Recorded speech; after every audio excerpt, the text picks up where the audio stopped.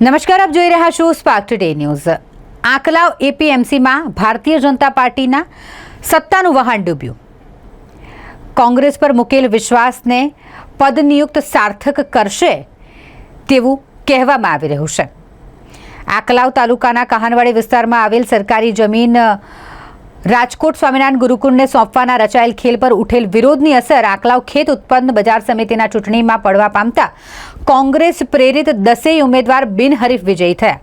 કહાનવાડી જમીન વિરોધ પગલે આંકલાવ એપીએમસીમાં ભાજપના સત્તાનું વહાણ ડૂબ્યું। નવનિયુક્ત જિલ્લા ભાજપ પ્રમુખને હારની પ્રથમ ગ્રાસે મક્ષિકાની નડી તેની ચર્ચા ઉઠી રહી છે। આ પ્રસંગે આંકલાવના ધારાસભ્ય અમિત ચાવડાએ પ્રેસ કોન્ફરન્સ કરી કોંગ્રેસ પ્રેરિત 10 ઉમેદવારનો બિનહરીફ વિજય થતા કોંગ્રેસ પર હજુ પણ જનવિશ્વાસ હોય જેને વિજયી ઉમેદવાર સાર્થક ઠેરવશે નો વિશ્વાસ વ્યક્ત કર્યો। આજનો વિજયની અસર રાજ્ય અને કેન્દ્ર સુધી પહોંચશે। છેલ્લા 1 મહિનાથી આંકલાવ તાલુકાના કહાનવાડી વિસ્તારની સરકારી જમીન રાજકોટ સ્વામિનારાયણ ગુરુકુળને સોંપવાના રચાયેલ ખેલ પગલે સ્થાનિક સ્તરેથી વિરોધ વ્યક્ત કરવામાં આવી રહ્યો છે, જે મુદ્દે સ્થાનિક તંત્રને પણ રજૂઆત કરવા છતાં તંત્ર દ્વારા નિર્ણય લેવામાં ન આવતા તેની અસર આંકલાવ એપીએમસીના જંગમાં પડવા પામી હોય તેવું આ પરિણામ સામે આવ્યું છે। એપીએમસીના યોજાયેલ ચૂંટણીમાં કોંગ્રેસ પ્રેરિત 10 ઉમેદવાર બિનહરીફ વિજયી જાહેર થતા કહાનવાડી જમીન વિરોધે સાંસદનો મતવિસ્તારમાં સત્તાનું વહાણ ડૂબ્યું। નવનિયુક્ત જિલ્લા ભાજપ પ્રમુખને હારની પ્રથમ કહી શકાય કે પ્રથમ હાર વેઠવી પડી।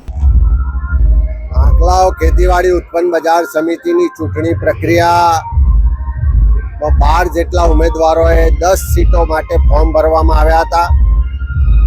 આજે હું આંકલાવ તાલુકાની તમામ જનતાનો, તમામ રાજકીય આગેવાનો, સામાજિક આગેવાનો, સહકારી આગેવાનો અને તમામ મતદારોનો આભાર માનીશ કે સૌએ કોંગ્રેસની પેનલ પર વિશ્વાસ મૂકી અને 2 ફોર્મ આજે પાછા ખેંચાઈ ગયા છે અને 10 બેઠકો પર કોંગ્રેસના 10 ડિરેક્ટરના ઉમેદવારો બિનહરીફ જાહેર થયા છે।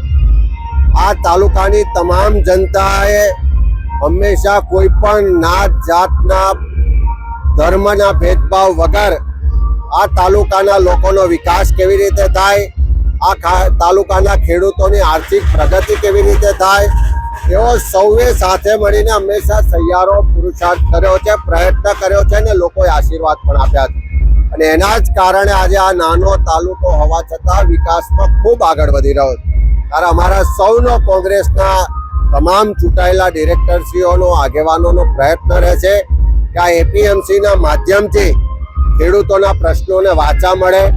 એમનું જે ઉત્પાદન છે આ વિસ્તારમાં મુખ્યત્વે ખેતીવાડીમાં શાકભાજીનો પાક થાય છે તો એમને ઉત્પાદનના પૂરતા બજાર ભાવ મળે, એમને સરકારી યોજનાઓનો લાભ મળે અને તમામ લોકોની આર્થિક સમૃદ્ધિ થાય।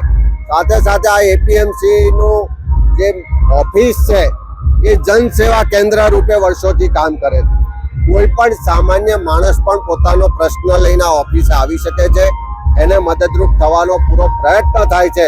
ત્યારે આજે ફરીથી હું આભાર માનીશ તમામ રાજકીય, સામાજિક, સહકારી આગેવાનો અને મતદારોનો કે જેમણે ફરી કોંગ્રેસ પર વિશ્વાસ મૂકી અને કોંગ્રેસના ઉમેદવારોને આજે બિનહરીફ ચૂંટાયેલા જાહેર કર્યા છે અને સાથે સાથે આવનારા વખત સમયમાં લોકો વચ્ચે રહી લોકોની સેવા કરવાનું કામ અમારા તમામ લોકોનો જે સંકલ્પ છે ખૂબ વિશ્વાસ સાથે આવનારા દિવસોમાં પૂરું કરીશું।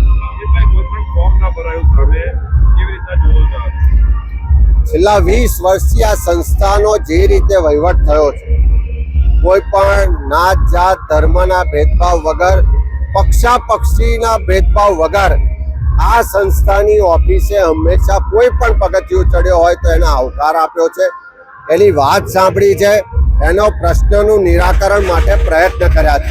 અરે બધા ધર્મ, તમામ જાતિ, તમામ પક્ષના લોકોએ આ વહીવટ જોયો છે અને આ સાચો, પ્રમાણિક, પારદર્શક વહીવટને જોઈને જ આજે આખા તાલુકાના તમામ લોકોએ ફરી વિશ્વાસ મૂક્યો છે અને કોંગ્રેસના ઉમેદવારોને બિનહરીફ ચૂંટાવવા માટે આશીર્વાદ આપ્યા છે।